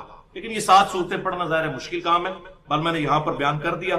اب آخری گزارش اس حوالے سے سن لیجئے، اللہ کے ذکر کے حوالے سے اور پرٹیکولرلی قرآن حکیم کی تلاوت انسان اب جتنے میں نے یہ 6 لیکچرز تقریباً ٹوٹل 7 گھنٹے کی گفتگو بن گئی الا بذکر اللہ تطمئن القلوب کے کانٹیکسٹ میں، یہ آخر میں 2 حدیثیں، ان کے بغیر یہ سارے 6 کے 6 لیکچر نامکمل تھے۔ دونوں ہی اما عائشہ رضی اللہ تعالیٰ عنہا سے، اور دونوں ہی بخاری اور مسلم کی متفق علیہ حدیث ہے۔ بخاری میں 5861 اور مسلم میں 1830، یہ پہلی حدیث کہ آپ صلی اللہ علیہ وسلم نے فرمایا اللہ کو سب سے بڑھ کر محبوب عمل وہ ہے جو ہمیشہ کیا جائے اگرچہ تھوڑا ہی ہو، بنسبت اس عمل کے جو بہت زیادہ ہو لیکن استقامت کے ساتھ نہ ہو۔ یہ نہیں کہ میں ساری دعائیں آج پڑھی کل چھوڑ دیں، چند ایک پڑھ لیں، چند ایک وظائف، چند ایک صورتیں، لیکن وہ ریگولر۔ اور دوسری حدیث صحیح بخاری اور مسلم کی متفق علیہ حدیث ہے، بخاری میں 1970، مسلم میں 1834، کہ آپ صلی اللہ علیہ وسلم نے ارشاد فرمایا ایسے اعمال ہی کیا کرو جن کی تم میں استطاعت ہے، کیونکہ اللہ نہیں اکتاتا، تم اکتا جاؤ گے۔ یہ نہیں ہے جناب کہ وہ اتنے وظیفے کے جناب سنبھالے ہی نہیں جا رہے، تھوڑے کریں، کرتے جائیں۔ اور المعوذات کے بعد تو ایک بالکل ایک آپ سمجھ لیں کہ دروازہ کھل گیا اس حوالے سے آسانی کا، تو اس وظیفوں کو لیں۔ اللہ تعالیٰ سے دعا ہے یہ جتنی بھی ویڈیو بکس ہماری ریکارڈ ہو رہی ہیں، خصوصاً یہ 6 لیکچرز الا بذکر اللہ تطمئن القلوب کے حوالے سے، ان کو میرے لیے صدقہ جاریہ بنائیں اور قیامت تک کے لیے اس ویڈیو بک کو لوگوں کی ہدایت کا ذریعہ بنائیں۔ اللہ تعالیٰ اس پہ عمل کر کے دوسرے بھائیوں تک پہنچانے کی توفیق عطا فرمائے۔ اللہ تعالیٰ سے دعا ہے کہ جو حق بات میں نے کہی اللہ تعالیٰ ہمارے دلوں میں راسخ فرمائے، اور آج تک جتنے لیکچرز میں کوئی غلط بات جذبات سے میرے منہ سے نکل گئی تو اللہ تعالیٰ ہمارے دلوں سے محو کر دے، ہمیں کتاب و سنت کی تعلیمات پر عمل کر کے دوسرے بھائیوں تک پہنچانے کی توفیق عطا فرمائے۔ سبحانک اللہم و بحمدک، اشہد ان لا الہ الا انت، استغفرک و اتوب الیک۔ وسلم نے فرمایا کہ میری امت سے 70,000 لوگ بغیر حساب و کتاب کے جنت میں داخل ہوں گے قیامت والے دن۔ اور یہ پوری ڈیٹیل حدیث میں بعد میں مسلم شریف سے ورڈ بائی ورڈ پڑھوں گا۔ اسی کا ایک طریق جامعہ ترمذی میں ہے اور مشکات میں اس کا نمبر ہے 5556، اور یہ جو بخاری مسلم کی حدیث ہے اس کا مشکات میں نمبر ہے 5295 اور 5296، لیکن مشکات میں کچھ الفاظ موجود نہیں ہے جو بخاری 5752 اور مسلم 527 میں موجود ہے۔ بہرحال یہ پوری حدیث مشکات میں 5556 ترمذی کے حوالے سے موجود ہے کہ وہ جو 70,000 لوگ بغیر حساب و کتاب کی جنت میں جائیں گے، ان میں سے ہر 1000 جو ہے وہ 70,000 کو ساتھ لے کے جائے گا بغیر حساب و کتاب کے، یعنی ہر 1000 70,000 کو۔ ایک روایت میں نے بیان کیا تھا، وہ میں نے پڑھی ہے لیکن مجھے کہیں پہ ملی نہیں ہے، عموماً کتابوں میں لکھی ہوتی ہے لیکن اس کا کوئی مجھے اتھینٹسٹی نہیں ملی، کہ ہر ایک 70,000 کو، لیکن یہ مل گیا کہ ہر 1000 70,000 کو لے کے جائے گا، یعنی یہ ٹوٹل جو ہے وہ 49 لاکھ لوگ بن جاتے ہیں بغیر حساب و کتاب کے امت محمدیہ صلی اللہ علیہ وآلہ وسلم میں جنت میں جانے والے۔ لیکن خالی دودھ پینے والے مجنون نہیں ہوں گے، ساتھ اس حدیث میں الفاظ ہے کہ 70,000 لوگ ہوں گے کون؟ لا یسترقون، جو جھاڑ پھونک نہیں کروائیں گے، یعنی یہ جو شرکیہ دم ہوتے ہیں یا قرآن اور سنت میں جو سنت اذکار ہیں ان کے علاوہ جو دم ہے چاہے شرکیہ نہ بھی ہو وہ نہ کروائیں، اگرچہ وہ جائز ہیں اگر شرکیہ نہ ہو، لیکن ان کا یہ یعنی تقوی کا عالم ہوگا کہ وہ صرف سنت اذکار کا جو جھاڑ پھونک ہے اس کی اجازت ہے، اور بعض اتنے فنیٹک ہیں وہ اس کو بھی شامل کرتے ہیں، ورنہ تو آپ صلی اللہ علیہ وسلم نے خود جھاڑ پھونک اپنے اوپر کیا ہے، سیدہ عائشہ نے آپ کے اوپر کیا ہے، بخاری اور مسلم میں المعوذات آخری 3 صورتیں، قل اعوذ برب الفلق، قل اعوذ برب الناس، اور اس سے پہلے سورہ الاخلاص، قل هو اللہ احد۔ اور یہ حدیث جو ہے ہم نے اپنے بلو کارڈ کے اوپر بھی ڈالی ہوئی ہے صحیح بخاری کے ریفرنس کے ساتھ، تو آپ صلی اللہ علیہ وآلہ وسلم نے خود یہ معاملہ کیا ہے، لہٰذا اس معاملے میں اس قسم کی بات کرنا کہ سنت اذکار والا معاملہ تو وہ اس سے استثناء ہے اس کا۔ ولا یتطیرون، اور نہ وہ بدشگونی اور فال نکلوائیں گے، یعنی مستقبل کی خبر، جو صحیح مسلم کے اندر حدیث موجود ہے اور مشکات میں اس کا نمبر ہے 4595 کہ جو کسی کاہن کے پاس مستقبل کی خبر پتہ کروانے گیا تو 40 دن تک اس کی کوئی نماز قبول نہیں ہوگی۔ اس کے علاوہ بھی کافی وعیدیں ہیں، جسے شوق ہو تو وہ طب والا چیپٹر جو میں نے بتایا تھا 92 احادیث انٹرنیشنل نمبر کے مطابق مشکات کے اندر 4514 سے لے کر 4605 تک، تو اس میں یہ ساری احادیث موجود۔ پہلی چیز وہ جھاڑ پھونک نہیں کریں گے، یعنی سنت اذکار کو چھوڑ کے باقی جھاڑ پھونک، چاہے وہ جائز بھی ہو وہ بھی۔ ولا یتطیرون، اور وہ بدشگونی نہیں لیں گے۔ ولا یکتوون، اور نہ وہ داغ لگوائیں گے، یعنی اب داغ والا علاج اگرچہ جائز ہے لیکن اس سے بچنے میں آپ کو 70,000 والی فضیلت تبھی ملے گی جب آپ اس سے بچیں گے۔ وعلی ربہم یتوکلون، اور ہر معاملے میں اپنے رب پر توکل بھی کریں گے، یعنی مسبب الاسباب پہ بھی ان کی نظر ہوگی اسباب کے ساتھ ساتھ۔ تو یہ حدیث جو مسلم میں ہے وہ بڑی ڈیٹیل کے ساتھ ہے، صحیح مسلم کتاب الایمان چیپٹر میں پورا باب ہے، 70,000 لوگ بغیر حساب و کتاب کے جنت میں داخل ہوں گے۔ یہ صحیح مسلم سے میں ورڈ بائی ورڈ وہ پڑھنے لگا ہوں۔ یہ جو چیپٹر ہے صحیح مسلم کا انٹرنیشنل نمبر کے مطابق حدیث نمبر 520 سے شروع ہوتا ہے، اور اس میں کئی ایک طرق آتے ہیں انٹرنیشنل نمبرنگ کے مطابق 528 تک، 520 سے 528 9 احادیث ہیں اس کانٹیکسٹ میں، اور یہ بخاری میں بھی موجود ہے حدیث، اور بخاری میں اس کا نمبر ہے 5752۔ بخاری میں بھی کئی ایک طرق اس کے موجود ہیں، لیکن مسلم کا چونکہ ڈیٹیل ہے میں یہ ورڈ بائی ورڈ آپ کو سناتا ہوں تاکہ اس حوالے سے جو عقیدہ ہے کلیئر ہو۔ اکثر لوگ ای میلز بھی مجھے کیا کرتے تھے، سوالات بھی کرتے تھے، اور کئی ایسے ہیں انہوں نے باقاعدہ مجھے ٹیکسٹ کیا، جی جناب ہمارا نام یہ ہے، والد کا نام یہ ہے، جدو تسی جاؤ گے 70,000 نال لے کے سانو ہی وچ پا لینا۔ بھائی جی سانو اپنا کوئی نہیں پتا، ہم اللہ سے امید رکھتے ہیں کہ ہم ان لوگوں میں شامل ہوں کہ جو خود بھی بغیر حساب و کتاب کے جنت میں جائیں اور لوگوں کو بھی لے کے جائیں انشاءاللہ تعالی۔ اللہ سے امید کی جا سکتی ہے، اللہ تعالیٰ ایسے بھائیوں کے حسن ظن کی لاج رکھے۔ اور اب 70,000 تو نہیں، لاکھوں میں پہنچ گئے ہیں تو ساروں کو تو نہیں یہ معاملہ ہو سکتا، آپ سب ہمارے لیے دعا کریں، ہم آپ کے لیے دعا کرتے ہیں انشاءاللہ تعالی۔ تو یہ حدیث جو صحیح مسلم میں ہے 70,000 لوگوں کا بغیر حساب و کتاب کے جنت میں جانا، ورڈ بائی ورڈ 527 کتاب الایمان شروع میں ہی ہے، 527 نمبر۔ اچھا جی، حسین بن عبد الرحمن روایت کرتے ہیں کہ میں سعید ابن جبیر کے پاس بیٹھا ہوا تھا، یہ شیعان علی میں سے تھے، حجاج ابن یوسف نے ان کو قتل کروایا، خیر التابعین میں سے ہیں سعید ابن جبیر رحمہ اللہ تعالی، ابن عباس کے شاگرد۔ تو انہوں نے کہا کہ تم میں سے کس نے اس ستارے کو ٹوٹتے ہوئے دیکھا جو کل رات کو ٹوٹا تھا؟ میں نے کہا میں نے دیکھا، لیکن میں اس وقت نماز میں مشغول نہ تھا بلکہ مجھے بچھو نے ڈنگ مارا تھا، اس وجہ سے میں سو نہ سکا۔ یعنی انہوں نے کلیریفیکیشن دی کہ یہ نہ ہو کہ آپ یہ سمجھے کہ میں کوئی عبادت گزار ہوں کہ میں رات کے وقت وہ ستارہ ٹوٹتے ہوئے دیکھ رہا تھا، بلکہ وہ مجھے بچھو کے ڈسنے کی وجہ سے اتنی تکلیف تھی کہ میں ویسے ہی رات کو جاگ رہا تھا اس تکلیف کی وجہ سے، تو میں نے بھی رات کو یہ ستارہ ٹوٹتے ہوئے دیکھا۔ ظاہر اوپن ایئر کے اندر لوگ سوتے تھے۔ تو سعید نے کہا پھر تو نے کیا کیا؟ تو انہوں نے کہا کہ میں نے اس پر منتر کروایا، وہ دم کروایا۔ انہوں نے کہا تم نے منتر کیوں کروایا؟ تو وہ حسین بن عبد الرحمن کہتے ہیں کہ میں نے کہا کہ میں نے اس حدیث کی وجہ سے دم کروایا ہے جو ہم سے شعبی نے بیان کی ہے اور ان سے بریدہ بن حسین اسلمی رضی اللہ تعالیٰ عنہ نے بیان کی ہے کہ نبی صلی اللہ علیہ وسلم نے فرمایا کہ منتر فائدہ نہیں دیتا، یعنی جھاڑ پھونک اور دم کرنا فائدہ نہیں دیتا مگر صرف ڈنگ کے لیے یا نظر بد سے بچنے کے لیے، یعنی بچھو کا یا سانپ کا کوئی ڈس ڈنگنا ہو اس کے اگینسٹ یا نظر بد لگ جائے اس کے اگینسٹ منتر کروا سکتے ہیں، جو صحیح مسلم میں حدیث ہے کہ اپنے زمانے جہالیت کے منتر بھی مجھ پہ پیش کرو، اگر اس میں شرکیہ کلمات نہیں تو وہ کرتے رہو، وہ جائز ہے، لیکن 70,000 والی فضیلت سے محروم ہو جائے گا جو یہ والے منتر کرے گا۔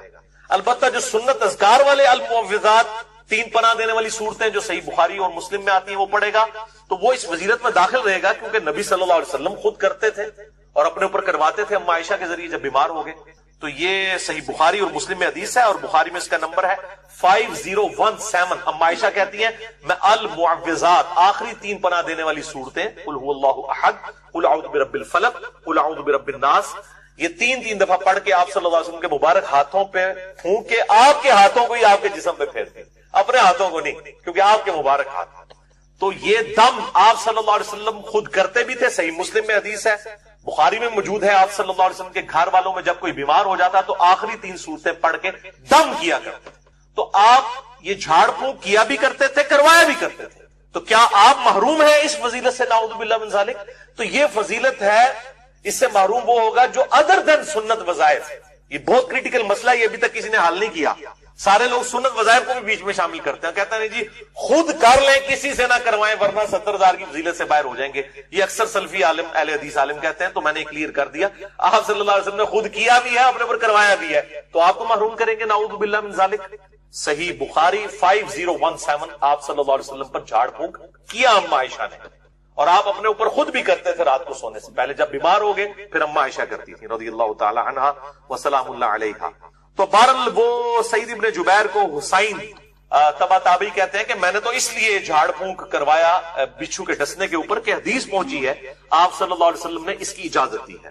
اب سعید ابن جبیر نے دیکھیں حدیث کا انکار نہیں کیا، انہوں نے کہا جس نے جو سنا اور اس حدیث پر عمل کیا تو اس نے اچھا ہی کیا۔ انہوں نے کہا تم نے اچھا کام کیا ہے، میں اس کا انکاری کیسے ہو سکتا ہوں جب نبی صلی اللہ علیہ وسلم کی حدیث ہے کہ منتر کی اجازت ہے، تم نے منتر کروایا، جو بھی جھاڑ پھونک کروایا یہ جائز ہے، لیکن ساتھ ہی انہوں نے لیکن، میں کہتا ہوں لیکن ہم سے عبداللہ ابن عباس نے ایک ایسی حدیث بیان کی ہے جو انہوں نے خود نبی صلی اللہ علیہ وسلم سے سنی کہ آپ صلی اللہ علیہ وسلم فرماتے تھے کہ میرے سامنے پیغمبروں کی امتیں لائی گئیں۔ یہ پرٹیکولرلی شب معراج کا ذکر ہے، بخاری والے طریق میں موجود ہے۔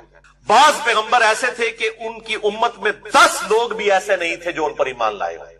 میں جو کہا نا، کوانٹٹی از ناٹ اتھینٹسٹی بلکہ کوالٹی اتھینٹسٹی ہے۔ اللہ کے حضور کوالٹی ہے۔ ابراہیم علیہ السلام کو اکیلے پوری امت کہا گیا سورہ النحل کے اندر، 10 سے بھی کم لوگ، اور بعض پیغمبر کے ساتھ 1 یا 2 ہی آدمی تھے جو ایمان لائے، اور بعض پیغمبر کے ساتھ 1 بھی نہیں تھا۔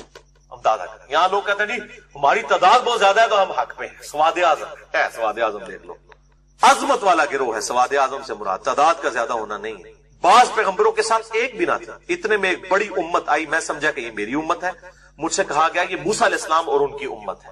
موسیٰ علیہ السلام کی بھی ظاہر فالوورز لاکھوں کی تعداد میں تھے۔ تم آسمان کے کنارے کو دیکھو، میں نے دیکھا تو ایک اور بہت بڑا گروہ آیا، پھر مجھ سے کہا گیا کہ اب دوسرے کنارے کی طرف دیکھو تو ایک اور بہت بڑا گروہ آیا، پھر مجھ سے کہا گیا یہ تمہاری امت ہے۔ اور بخاری مسلم میں یہاں تک آتا ہے کہ وہ گروہ جو ہے وہ بہت بڑا تھا، موسیٰ علیہ السلام کا گروہ اس کے مقابلے میں کچھ بھی نہیں تھا۔ جو بخاری اور مسلم میں آتا ہے کہ اہل جنت کا نصف امت محمدیہ سے ہے صلی اللہ علیہ وآلہ وسلم۔ اور ابو داؤد اور ابن ماجہ اور جامعہ ترمذی میں حدیث ہے کہ جنتیوں کی 80 میں سے 120 میں سے 80 صفیں جو ہیں آپ صلی اللہ علیہ وسلم کی امت میں سے، الحمدللہ۔ کہتے ہیں ایک اور گروہ نظر آیا، مجھے کہا گیا یہ تمہاری امت ہے محمد صلی اللہ علیہ وسلم، اور ان لوگوں میں 70,000 آدمی ایسے تھے جو بغیر حساب و کتاب کے جنت میں جائیں گے۔ اور بخاری اور مسلم کی باقی احادیث میں آتا ہے کہ ان کے چہرے 14ویں کے چاند کی طرح چمک رہے ہوں، بڑے ڈومیننٹ ہوں گے وہ لوگ۔ پھر آپ صلی اللہ علیہ وسلم کھڑے ہوئے اور اپنے گھر تشریف لے گئے۔ یہ بات کر کے آپ صلی اللہ علیہ وسلم چلے گئے تو اب صحابہ میں اس معاملے میں اختلاف شروع ہوا کہ یہ کون سے لوگ ہوں گے یار جو بغیر حساب و کتاب کے۔ ان کو تو فکر پڑ گئی نا کہ جناب ہمارا نام بھی ان میں آ جائے۔ تو یہ بخاری میں موجود ہے 5752 مسلم 527. آپ صلی اللہ علیہ وسلم اندر چلے گئے تو لوگوں نے باہم گفتگو کی کہ جو بغیر حساب و کتاب میں جنت میں جائیں گے. ان میں سے بعض نے کہا کہ شاید وہ لوگ ہوں گے جو رسول اللہ صلی اللہ علیہ وسلم کی صحبت میں رہے، یعنی آپ کے صحابہ کرام ہیں. بعض نے کہا شاید وہ لوگ ہیں جو رسول اللہ صلی اللہ علیہ وسلم کے بعد آئے لیکن اسلام کی حالت میں پیدا ہوئے اور لیکن اللہ کے ساتھ انہوں نے شرک نہیں کیا. بعض نے کچھ اور کہا. اتنے میں رسول اللہ صلی اللہ علیہ وسلم باہر تشریف لائے اور وہ تم کس بات میں بحث کر رہے ہو؟ انہوں نے کہا کہ آپ صلی اللہ علیہ وسلم نے ہمیں جو خبر دی تھی ہم اس کے اوپر بحث کر رہے ہیں کہ وہ بغیر حساب و کتاب کے جنت میں جانے والے لوگ کون ہیں. اب دیکھیں آپ صلی اللہ علیہ وسلم نے یہ نہیں فرمایا سارے صحابہ ہیں، نہیں، یہ سارے تابعین ہیں، سارے تبع تابعین ہیں. وہ خود لاکھوں میں بن جاتے ہیں تو 70,000 لوگ تھے.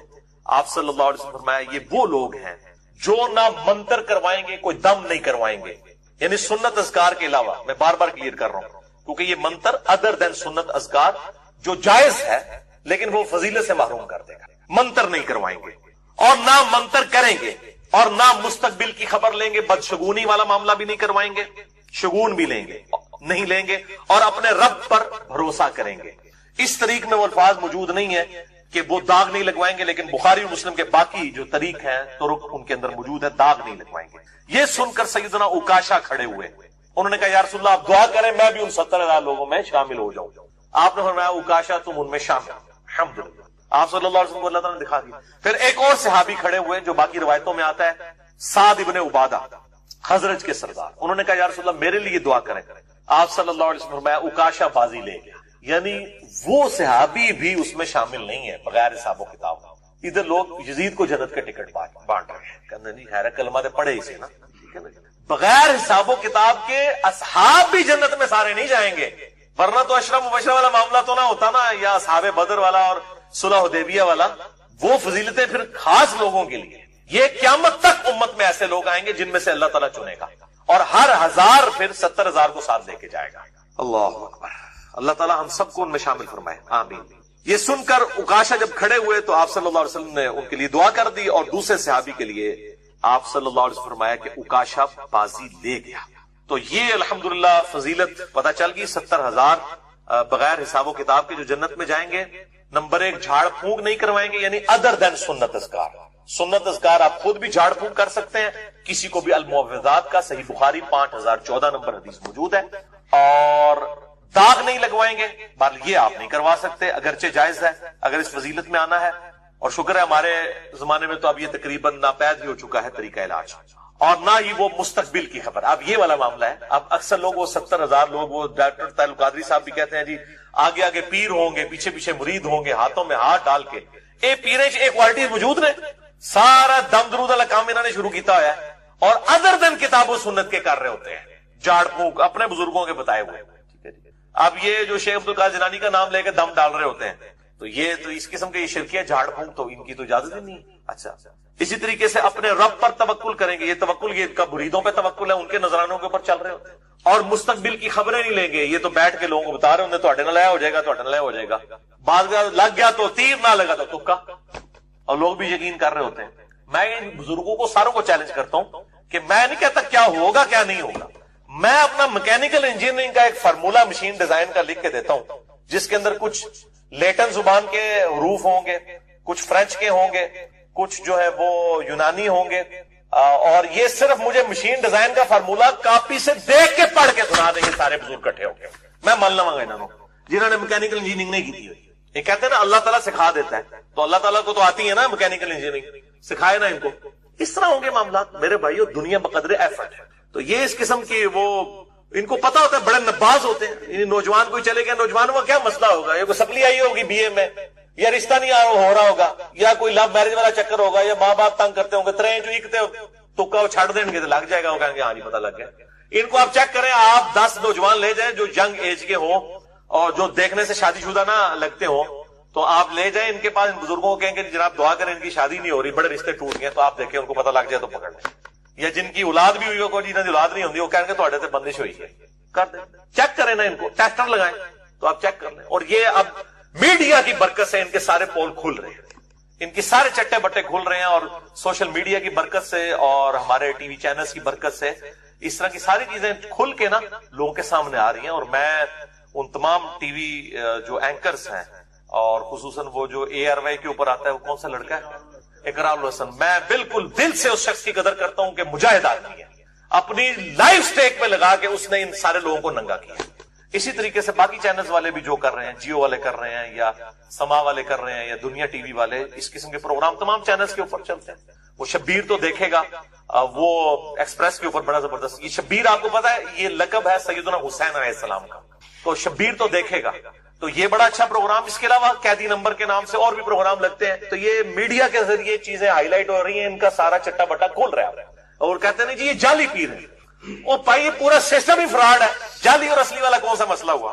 جعلی شراب اور اصلی شراب یہ وہی صاحب ہے جی، جعلی شراب پینے سے، زہریلی شراب پینے سے جو یہ ہو گیا، تو جناب وہ اصلی ان کو پلانا جو ہے وہ کیا جائز ہے؟ تو یہ اہم ہی مطلب انہوں نے کہا جی جعلی اور اصلی جیڑا کٹو گے وہی لال ہے جناب، پتہ لگ جائے گا تو یہ سب کے سب یہ لوگوں کے نظرانوں کے اوپر چل رہے ہیں۔ ایک کوالٹی بھی یہ 70,000 لوگوں والی ان کے اندر نہیں پائی جاتی ہے۔ اور جو ڈاکٹر صاحب قاضی صاحب کہتے ہیں آگے آگے پیر ہوں گے اور پیچھے پیچھے مرید ہوں گے ہاتھوں میں ہاتھ ڈالے ہوئے، تو جناب معین الدین چشتی ہوں گے اور فلاں ہوں گے، اور اپنے بزرگوں کے نام لے رہے ہوتے ہیں۔ صراط الذین انعمت علیہم پڑھ کے قرآن کے بعد جو لوگ آئے ان کے نام لے رہے ہوتے ہیں، جن کے بارے میں ڈیفینیٹلی آپ کلیم نہیں کر سکتے۔ کلیم صرف صحابہ اور اہل بیت کے بارے میں ہو سکتا ہے ڈیفینیٹلی، بعد میں بھی ہم اس نے زن کسی کے بارے میں رکھ سکتے ہیں، امام بخاری، امام مسلم، امام حنیفہ، امام شافعی، امام احمد نمبر، باقی ائمہ کے بارے میں، لیکن ہمارا اس نے زن ہے، اصل تو حقیقت اللہ کو پتہ ہے۔ معلوم بڑے کانفیڈنس کے ساتھ وہ کہتے ہیں کہ جی آگے آگے پیر ہوں گے، پیچھے پیچھے مرید ہوں گے، اور کھنگن نہیں دینا کسی نے۔ آپ دوسری طرف دیکھیں بخاری مسلم میں احادیث ہیں، حدیث شفاعت درجنوں حدیث ہیں بخاری مسلم میں کہ انبیاء بھی نفسی نفسی کر رہے ہوں، حتیٰ کہ جب نبی صلی اللہ علیہ وسلم کی دعا کی برکت سے شفاعت کا دروازہ کھلے گا پھر انبیاء شفاعت کرنے کے قابل ہوں گے، اور پھر ظاہر انبیاء بھی شفاعت کریں گے اور فرشتے بھی کریں گے اور اللہ کے نیک لوگ بھی کریں گے۔ نیک لوگ ان انڈیا پاکستان بنگلہ دیش کے بنائے ہوئے نیک لوگ نہیں، جو اللہ تعالیٰ کے ہاں اولیاء اللہ، کہ انہوں نے اس ویڈیو کلپ کے اندر کہا کہ ہم تعزیت کرتے ہیں اہل تشیع کے ساتھ، لیکن ان کے لیے کوئی دعائے مغفرت نہ کرے کیونکہ یہ کافر ہیں، نعوذ باللہ۔ جی اعلانیہ، اور میں حیران ہوں کہ ہمارے سیکیورٹی ادارے، ہماری ایجنسیز کہاں سوئی پڑی ہیں۔ دوسری طرف تو یہ لوگ کاؤنٹر نیریٹو کی بات کر رہے ہیں، تکفیری سوچ کو ختم کرنے کی بات کر رہے ہیں، اور ضرب عضب اور رد الفساد کی بات کر رہے ہیں۔ پھر کراچی جیسے مین سٹی کے اندر ایک دیوبندی حیاتی گروپ کا بہت بڑا مدرسہ بنوریا ٹاؤن کے اندر، اس میں سے ایک بندہ اس طرح کی ورڈکٹ دیتا ہے، تو ایسے شخص کو تو قرار واقعی سزا دینی چاہیے جو اس طرح کی تکفیریت کو عام کر رہا ہے۔ اور اس میں وہ اہل تشیع کا ذکر یہود و نصارہ اور قادیانیوں کے ساتھ کر رہا ہے۔ بھئی یہود و نصارہ اور قادیانیوں کے کفر کے اوپر تو امت کا اجماع ہے، اہل تشیع کے بارے میں آپ نے کس بنیاد کے اوپر تکفیر ان کی؟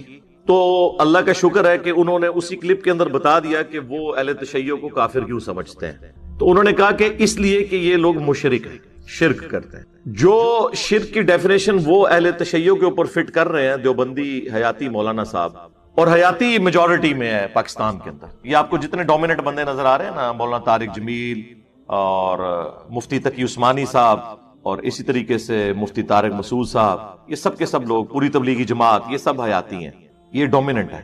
میں ان سے یہ پوچھوں گا کہ آپ کے جو بھائی ہیں، ستیلے نہیں سگے بھائی بریلوی، کیونکہ باپ ایک ہے نا، اسلام میں اگر باپ ایک ہو تو اولاد سگی شمار ہوتی ہے، یعنی باپ سے مراد روحانی باپ۔ ایک تو ہمارا روحانی باپ ہے نا جس کی قبر مدینے میں ہے، النبی اولا بالمؤمنین من انفسہم وازواجہ امہاتہم، نبی صلی اللہ علیہ وآلہ وسلم مومنین کی جانوں پر ان سے بڑھ کر حق رکھتے ہیں، اور نبی کی بیویاں امت کی مائیں ہیں۔ ان کے روحانی باپ جو ہیں امام حنیفہ ہیں دونوں کے رحمہ اللہ تعالی، کیونکہ دونوں اپنے آپ کو حنفی کہتے ہیں۔ 1867 میں دیوبند مدرسہ بنا، اس سے پہلے دنیا میں کوئی حنفی مسلمان اپنے آپ کو دیوبندی نہیں کہتا تھا۔ 1896 میں منظر الاسلام بریلی کے اندر احمد صاحب بریلوی صاحب نے مدرسہ بنایا، اس سے پہلے دنیا کا کوئی حنفی مسلمان اپنے آپ کو بریلوی نہیں کہتا تھا۔ اور یہ آپ دیکھ لیں انہی 100-125 سال کے اندر یہ تفریق ہوئی ہے۔ یہ حنفیوں کے دو برانڈ سامنے آ گئے ہیں، جس طرح یونیلیور والوں کے دو برانڈ ہیں نا، لپٹن اور سپریم، اس طرح یہ بھی بریلوی اور دیوبندی دو برانڈ حنفیوں کے۔ تو کیا جس عقیدے کی بنیاد پر یہ دیوبندی حیاتی مولانا اہل تشیع کی تکفیر کر رہے ہیں کہ یہ لوگ شرک کرتے ہیں، کیا وہی عقیدے اس سے زیادہ ورسٹ فارم میں بریلویوں کے اندر نہیں پائے جاتے.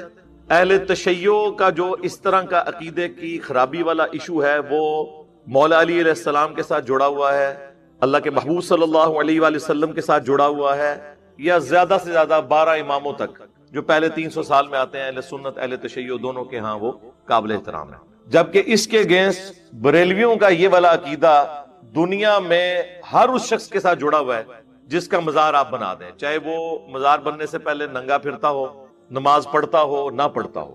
ایک طرف وہ لوگ ہیں جو چند ہستیوں تک اپنے اس عقیدے کو منسوب کیے ہوئے ہیں, اور ایک طرف وہ گروہ ہے جو لاکھوں بابوں کے ساتھ سیم وہی شرکی عقیدے منسوب کیے ہوئے ہیں. تو یہ جرت کر کے بریلیوں کے بارے میں بھی وہی بات کرتا نا, ان کو تو مسلمان کے طور پہ ٹریٹ کر رہا ہے لیکن سنگل آؤٹ کر رہا ہے شیعہ. جس طرح میں نے کہا کہ ختم نبوت کے اوپر فیشن بن گیا کہ سنگل آؤٹ کیا جاتا ہے صرف قادیانیوں کو, حالانکہ ختم نبوت کے اوپر ڈاکہ اور لوگوں نے بھی مارا ہے. جن لوگوں نے لا الہ الا اللہ چشتی رسول اللہ نعوذ باللہ من ذالک یہ پڑھوایا ہے, اپنی کتابوں میں چھاپا ہے, یا لا الہ الا اللہ اشرف علی رسول اللہ اور اللہم صلی علی سیدنا و نبینا اشرف علی نعوذ باللہ, اس کلمہ پڑھنے والے کو جو پہلے خواب میں پڑھ رہا تھا پھر بیداری میں بھی پڑھتا رہا اور خط لکھا اشرف تھانوی صاحب کو, تو انہوں نے بھی انڈورس کر دیا کہ اس میں تو بڑی تسلی ہے, یہ تو بڑا روحانی واقعہ تیرے ساتھ. اس میں الفاظ ہیں واقع میں تسلی ہے کہ تیرا پیر متبع سنت ہے, یعنی تم میری طرف جو رجوع لا رہے ہو نا میرے سنت میں ہونے کی دلیل ہے کہ تم نے میرے نام کا کلمہ خواب میں بھی اور بیداری میں بھی پڑھا. اکثر لوگ کہتے ہیں یہ اشرف تھانوی صاحب کا کیا قصور ہے جی, انہوں نے تو نہیں پڑھوایا, ان کے مریدین نے نہیں کبھی پڑھا, نہ انہوں نے کبھی ترغیب دلائی, تو ان کا کیا قصور ہے, اور اس بندے کا کیا قصور ہے جس نے کہا کہ میں نہ چاہتے ہوئے میری زبان سے ایسے الفاظ نکل رہے ہیں. تو ہم کہتے ہیں کہ آپ کے دماغ کا قصور ہے. وہ بندہ چلے اسے بینیفٹ آف ڈاؤٹ آپ دے دیں کہ اس کا ذہنی توازن نہیں رہا. ظاہر ہے کہ جب وہ بزرگوں کے ساتھ نسبت کسی کی ہو جائے تو ذہنی توازن تو بگڑنے کے چانس ہے نا, وہ ہو گئے. ہم بابی کو نہیں کہہ رہے, بابے کو کہہ رہے ہیں کہ بابا تو پاگل نہیں تھا. مجھے اگر کوئی اس طرح کا خط لکھے کہ میں خواب میں آپ کے نام کا کلمہ پڑھ رہا ہوں اور بیداری میں بھی میری زبان پہ آپ کے نام کا کلمہ جاری ہے, تو میں کیا کہوں گا بڑی تسلی ہے, تو حق تک پہنچ گیا. آپ میں سے کوئی شخص یہ کرے گا؟ یعنی کامن سینس میں نہیں کسی کے اندر موجود, اور جو انڈورس کر رہا ہے گویا کہ پھر اس کو صحیح مان رہا ہے. وہ کیا حضرت ابوبکر عمر عثمان علی رضی اللہ عنہم اجمعین وعلیہم السلام اجمعین کے مبارک زمانے میں جب لوگ مسلمان ہوتے تھے تو پہلے ان کے خواب میں خلفائے راشدین کے کلمے آتے تھے اور پھر وہ ان کو خطوط لکھتے تھے اور پھر آگے سے خلفائے راشدین کہتے تھے اس واقعے میں تسلی ہے تیرے لیے, خواب اور بیداری میں جو نہ چاہتے ہوئے تیری زبان کے اوپر جاری ہوا, اس کا مطلب ہے کہ ہم خلفائے راشدین ہیں, ہم متبع سنت ہیں. وہ تو کہہ بھی سکتے تھے علیکم بسنتی و سنت الخلفاء الراشدین المہدیین. جامعہ ترمذی میں, سنن ابی داؤد میں, مشکات کے اندر بھی حدیث موجود ہے کہ تم پر میری سنت اور میرے خلفائے راشدین ہدایت یافتہ کی سنت لازم ہے. تو انہوں نے تو کبھی اس طرح انڈورس نہیں. اور پھر اپنے بابوں کو بچانے کے لیے کس لیول پہ, وہ کہتے ہیں نہیں, وہ ایک حدیث ہے نا مسلم شریف میں جو اللہ کے نبی علیہ السلام نے ایک توبہ کرنے والے شخص کی مثال بیان کی ہے, ایک مثال اس کو بھی آؤٹ آف کانٹیکسٹ پیش کر کے اپنا بابا بچا رہے ہیں. بابا بچاؤ مہم, وہ واقعہ تو بالکل ڈیفرنٹ تھا کہ نبی علیہ السلام نے کہا کہ جب کوئی شخص توبہ کرتا ہے نا تو اس کی خوشی کی مثال جو اللہ کو ہوتی ہے اس کے توبہ کرنے پہ اس شخص کی مانند ہے کہ جو کسی ریگستانی سفر میں اکیلا ہو, اس کا سارا ساز و سامان اس کے اونٹ پہ لدا ہوا ہو, اسے ہلکی سی اونگ آئے اور اس کا اونٹ وہاں سے غائب ہو جائے. اب ریگستان میں اونٹ غائب تو موت ہے سامنے, کیونکہ پانی آپ کو قریب ملنا نہیں ہے اور کتنا سفر آپ پیدل کر لیں. تو وہ بیٹھ کے اپنی موت کا انتظار کرنا شروع کر دے اور اچانک اس کا اونٹ اس کے سامنے آ جائے, اور اس خوشی کے عالم میں اس کی زبان سے یہ الفاظ نکلے. کہنا تو وہ یہ چاہے کہ اے اللہ تو میرا رب میں تیرا بندہ, لیکن اس کی زبان سے نکل جائے اے اللہ تو میرا بندہ میں تیرا رب. تو وہ کہتے ہیں دیکھیں یہاں پہ بالکل کلمات کفر اس نے بولے ہیں اور اللہ کے نبی علیہ السلام نے اس پہ کوئی فتویٰ نہیں لگایا. اللہ کے نبی علیہ السلام نے آگے فتویٰ لگا دیا ہے. آگے الفاظ ہیں من شدت الفرح, خوشی کے جذبات کی وجہ سے اس کی زبان لڑکھڑائی ہے. زبان لڑکھڑانا اور چیز ہوتا ہے. اس کے بعد حضور نے یہ تو نہیں کہا کہ اس نے مجھے خط لکھا اور میں نے کہا ہاں جو تو عقیدہ بیان کر رہا ہے نا کہ اللہ تیرا بندہ ہے اور تو رب ہے, یہ بالکل ٹھیک ہے, اس واقعے میں تسلی تھی تیرے لیے کہ واقعی تو ٹھیک کام کر رہا ہے. یہ تو ہم سے بھی کئی بار ہو جاتا ہے کہ زبان سے ایسے الفاظ نکل جاتے ہیں, کہنا کچھ اور چاہ رہا ہوتا ہے. اس واقعے کو اس کے ساتھ جوڑ دیا اور وہ بھی ایک دفعہ زبان لڑکھڑائی, اور وہ لڑکھڑانا ہے. یہاں تو میرے بھائی 100 سال سے آپ چھاپ رہے ہیں اس کو, وہ لڑکھڑائی ہوئی کا آپ دفاع کر رہے ہیں، اور لڑکھڑائی بھی نہیں ہوئی ہے. لڑکھڑائی تو چلے بابی کی تھی نا، بابے کی تو نہیں لڑکھڑائی تھی نا. بابا تو اپنے ہوش میں بیٹھا تھا نا کہ بابا بھی ٹون سی ٹونو والا نہیں اور ٹنی والا. ایک ہوتا ہے نا پڑھ پڑھا کے سنی، وہ تو سننی ہے. ایک ہوتا ہے بغیر پڑھے پڑھائے سنی، سن یعنی سن والا سنی، جنہوں میں ٹون نہیں کہنا. تو ہم تو بابی کو کہہ رہے ہیں اور بابے کو کہہ رہے ہیں. آپ فالوورز ان کا دفاع کر رہے ہیں، آپ خود بخود اپنے آپ کو اسی کیٹیگری میں فال کر رہے ہیں. شیعہ تو علی ولی اللہ کلمے میں ایڈ کرتے ہیں سلوگن کے طور پر، وہ بھی نماز کے اندر نہیں، عام حالت میں، جس کو آپ زیادہ سے زیادہ اس ایڈیشن کو بدعت کہہ سکتے ہیں. جس طرح ہمارے بریلوی بھائی اذان کے ساتھ درود شریف شروع میں ایڈ کر دیتے. درود شریف تو خود اچھا کام ہے، علی ولی اللہ کہنا اچھا کام ہے. ہم تو ابو بکر کو ولی اللہ مانتے ہیں، عمر کو ولی اللہ مانتے ہیں، عثمان کو ولی اللہ مانتے ہیں، علی کو ولی اللہ مانتے ہیں. اگر ان کے نانگے پیر ولی اللہ ہیں تو صحابہ کرام اور اہل بیت کیوں نہیں ولی اللہ؟ لیکن ہم کہتے ہیں کلمے میں آپ ایڈ نہ کریں. اور اس ایڈیشن کو کفر نہیں کہا جاتا، کیونکہ یہ کفر اس وقت ہوگا جب وہ کہے علی نبی اللہ، وہ تو کوئی نہیں کہتا. لیکن سر آپ کے بابوں نے اشرف علی رسول اللہ کو انڈورس کیا ہے، آپ کے بابوں نے چشتی رسول اللہ پڑھوایا ہے. اب بتائیں کہ بڑا مشرک کون ہوا جی؟ لے جائیں گورے کی عدالت میں ہمارا مقدمہ، تو پھر پتہ چل جائے گا کہ بڑا مشرک کون ہے. آپ کا ضمیر بھی بتا دے گا، آپ کی عوام بھی آپ کو بتائے گی. تو آپ کو جو اتنی توحید کی ہمدردی ہے تو پھر 2 نمبر نہ بنے، اپنی منجی تھلے بھی ڈنڈا پھیرو نا. اور دیوبندیوں کے لیے تو میں نے آلموسٹ آج سے 10 سال پہلے پمفلٹ لکھا تھا، ریسرچ پیپر نمبر 6، قبروں سے فیض کے عقیدے کا تحقیقی جائزہ. یہ بھی اسی طریقے سے قبروں سے مانگتے ہیں جس طریقے سے اہل تشیع اور بریلویوں کے عقیدے ہیں، لیکن یہ چھپے ہوئے ہیں، ہم نے انہیں ایکسپوز کیا ہے. اور انہوں نے تو ریٹن میں اپنے عقائد کے اوپر کتاب لکھ دی ہے المحند علی المفند، حسام الحنمین کے جواب میں. اس میں انہوں نے لکھا ہے کہ ہم بزرگوں کی قبروں اور ان کے سینوں سے فیض لینے کے قائل ہیں، مگر اس طریقے سے جو خواص کو معلوم ہے، نہ کہ اس طریقے سے جو عوام میں رائج ہے.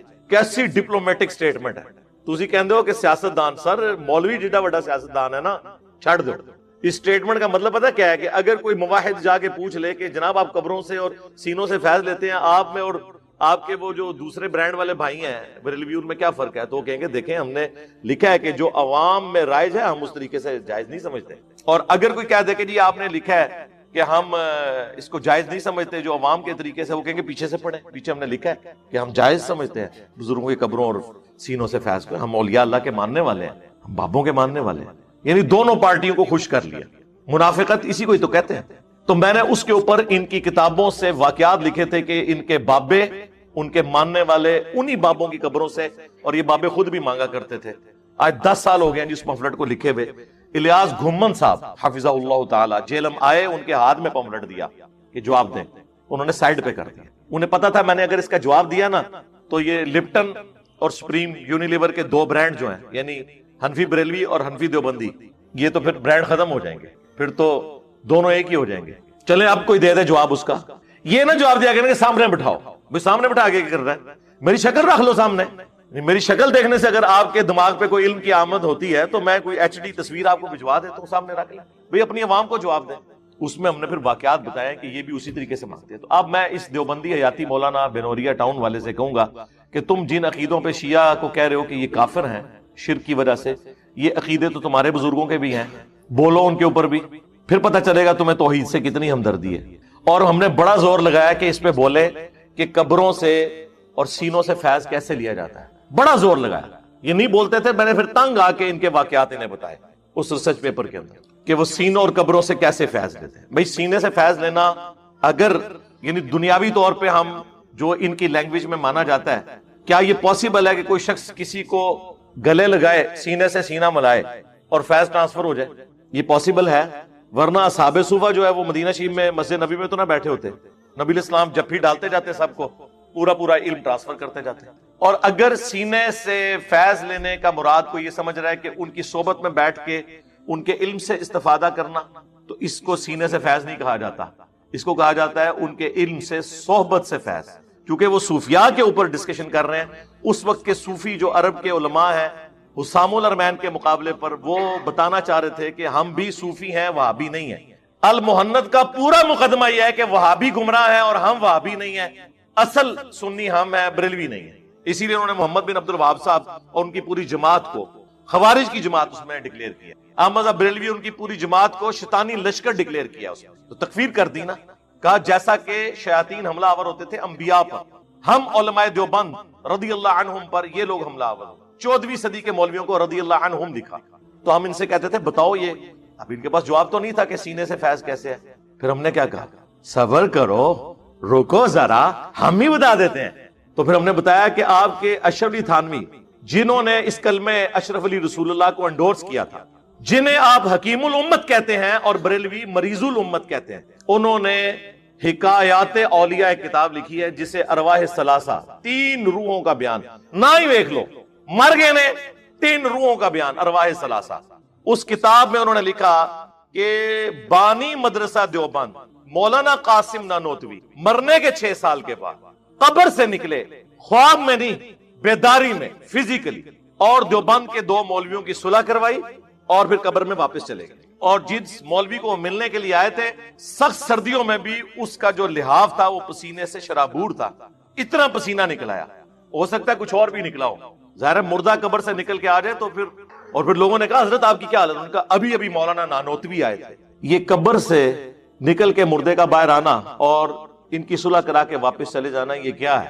باقی میں نے کئی ایک واقعات اس ریسرچ پیپر میں لکھے ہیں، میرا ٹائم قیمتی ہے، وہ آپ پڑھ لیجئے گا، ہم ڈسپلے کرا دیں گے وہ واقعات، ایک ایک واقعہ اس کا جواب دیں کہ ہاں یہ کیا آپ کے عقیدے ہیں. اور اسی کتاب کے اندر انہوں نے سینے سے فیض لینے کا طریقہ بھی بتایا. بتائیں کہ نہ بتائیں؟